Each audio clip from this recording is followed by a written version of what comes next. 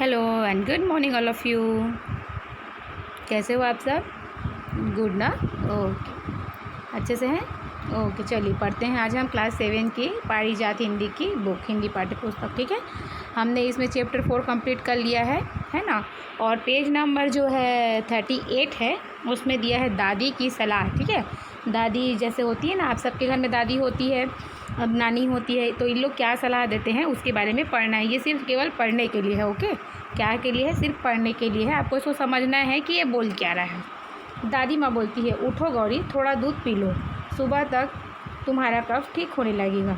जो गौरी है उसको क्या है, कफ है, खांसी है, तो उसको गौरी को दादी माँ उठा रही है, बोल रही है कि थोड़ा दूध पी लो, सुबह तक तुम्हारा कफ ठीक होने लगेगा। गौरी पूछती, दादी माँ दूध का रंग पीला क्यों है? तो दादी माँ बोलती है, गौरी मैंने इसमें हल्दी मिलाई है। तो गौरी पूछती है, हल्दी? पर हल्दी तो सब्जी में डालते हैं। दादी माँ आपने इसे दूध में क्यों मिला दिया? क्या यह भी एक अब औषधि का कार्य करेगी? है ना। उसकी दादी माँ जो है कफ को ठीक करने के लिए दूध दे रही है। दूध में क्या मिलाया है उन्होंने?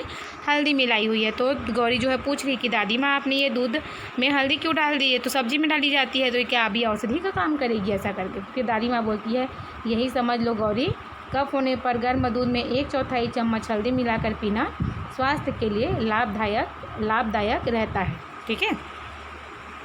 गौरी फिर पूछती है, क्या इससे कफ ठीक हो जाएगा दादी माँ? दादी माँ बोलती है, हाँ गौरी।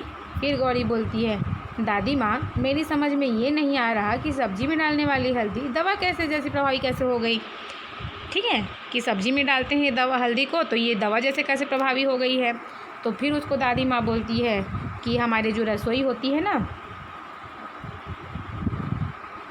हमारे जो रसोई घर में अदरक, अजवाइन, लौंग, काला नमक, मसाले, तिल आदि बहुत सी चीज़ें ऐसी है जो भोजन के स्वाद के साथ उसकी पौष्टिकता बढ़ाती है। हल्दी एंटी माइक्रोबियल है। इसे गर्म दूध के साथ लेने से दमा, फेफड़ों में जमा हुआ कफ तथा साइनस की समस्या का हल होता है, ठीक है। हल्दी को दादी जो है बहुत गुणकारी बता रही है और इससे क्या क्या चीज़ ठीक होता है इसको बता रही है। फिर गौरी पूछती है, दादी माँ गर्म दूध और हल्दी के सेवन से और कुछ भी फ़ायदा होता है? तो दादी माँ बोली, गौरी इससे हड्डियाँ मजबूत होती है, दूध में कैल्शियम अच्छी मात्रा में होता है और हल्दी में एंटीऑक्सीडेंट्स भरपूर मात्रा में रहते हैं। दोनों का मिला जुला सेवन हड्डियों के लिए फ़ायदेमंद होता है, ठीक है। गौरी फिर बोल रही है, वाह दादी। फिर दादी माँ बोलती है, गौरी इतना ही नहीं, हल्दी में अमीनो एसिड होता है, अतः गर्म दूध के साथ सेवन से नींद अच्छी और गहरी आती है। यहाँ तुम्हें एक बात और बता दूँ कि दूध और हल्दी के सेवन से मोटापा भी कम किया जा सकता है। यह गठिया रोग में भी राहत देता है।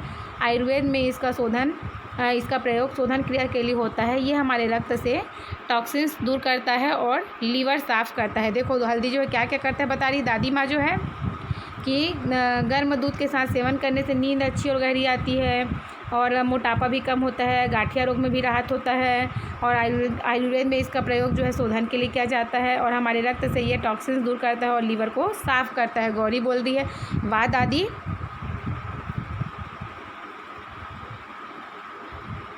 कुछ और भी बताओ। फिर दादी माँ बोलती है, गौरी हमारी दादी अम्मा कहा करती थी कि यदि शरीर पर घाव हो जाए तो शुद्ध हल्दी पाउडर भर दो, घाव जो है भर जाएगा, ठीक है, और किसी प्रकार का संक्रमण भी नहीं होगा। वे तो मुंह में छाले होने पर, गले के रोगों में, एनीमिया, चमड़े की बीमारी होने पर हल्दी का सेवन करने का सलाह दिया करती थी।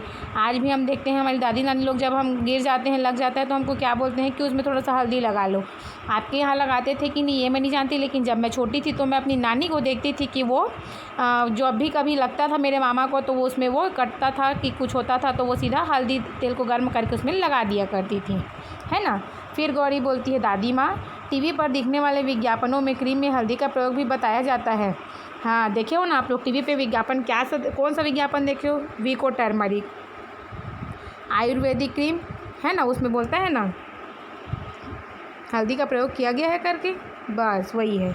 आप एक बार उसको अच्छे से ध्यान से देखना, उस टीवी का जो एडवर्टाइज़ है उसको, ठीक है, उस विज्ञापन में कि हल्दी वाला कौन सा विज्ञापन है, ठीक है। मैं तो आपको एक तो बता दी, आप मेरे को और बताना कि और है क्या नहीं है कि नहीं, ठीक है। चलिए दादी माँ फिर बोलती है प्राचीन काल से ही हल्दी को सौंदर्यवर्धक माना गया है। रंग निखारने के लिए हल्दी के उपकरण लगाए जाते रहे हैं।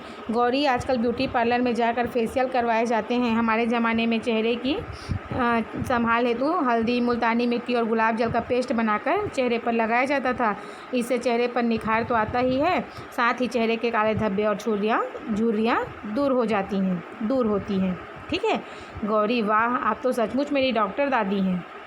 ठीक है गौरी क्या बोल रही है कि वाह दादी आप तो सचमुच मेरी डॉक्टर दादी हैं। ठीक है, दादी ने क्या क्या बताया हल्दी के उपयोग में?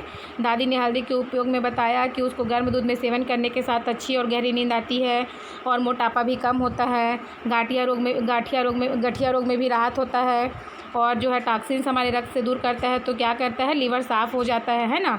और जब घाव होता है तो हल्दी पाउडर को भरने के लिए बोला जाता है। मुंह के छाले और गले के रोगों के लिए भी हल्दी का उपयोग किया जा सकता है। एनीमिया और चमड़ी की बीमारी होने पर भी हल्दी का सेवन करने का सलाह दिया करती थी करके उसकी दादी जो है बता रही है। ठीक है, और ये भी बता रही है कि रंग निखारने के लिए, अपने सौंदर्य को बढ़ाने के लिए भी हल्दी का प्रयोग किया जाता था।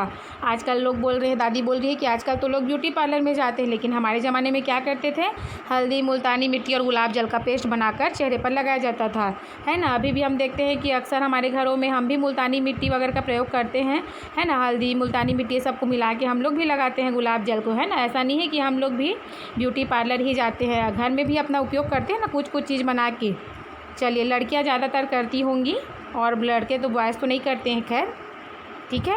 तो ये आपके पढ़ने के लिए बस था कि आपको दादी की सलाह जो है वो क्या क्या है, तो जो है हल्दी जो है क्या क्या काम करती है, आज हम इसमें पढ़े हुए हैं। ठीक है, चलिए ओके, आपको समझ में आ गया होगा।